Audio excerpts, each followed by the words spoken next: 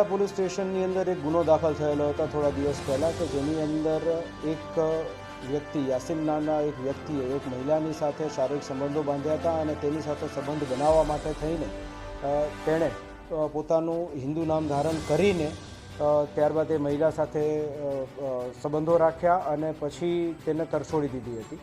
તો આ પ્રમાણેની એક ફરિયાદ દાખલ થયેલી હતી। આ ફરિયાદની ગંભીરતાને ધ્યાને રાખી ક્રાઇમ બ્રાન્ચ દ્વારા પણ આની અંદર તપાસમાં ઝંપલાવવામાં આવ્યું હતું અને તે તપાસની અંદર એવું ધ્યાન પર આવ્યું કે જે આરોપીનું નામ છે તે આરોપી અગાઉ અનેક ગુનાઓમાં સપડાઈ ચૂક્યો છે અને તેની પર ગુસ્સી ટોકની કલમો પણ લાગેલી છે। તાત્કાલિક ટીમો દ્વારા આરોપીને ટ્રેસ કરવામાં આવ્યો અને એને ધરપકડ કરી અત્યારે મહિલા પોલીસ સ્ટેશનને સોંપવામાં આવેલ છે।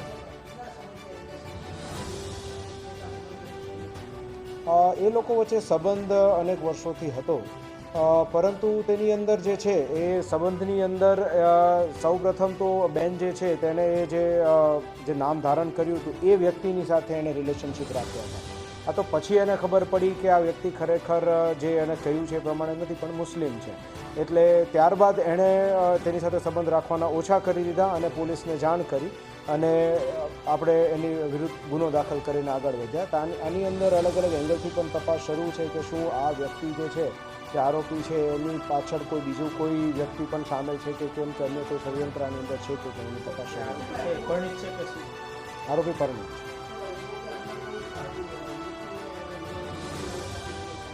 છે, એ હાલ તપાસ શરૂ છે। હજી સુધી એવું કોઈ અમારા ધ્યાન પર આવ્યું નથી।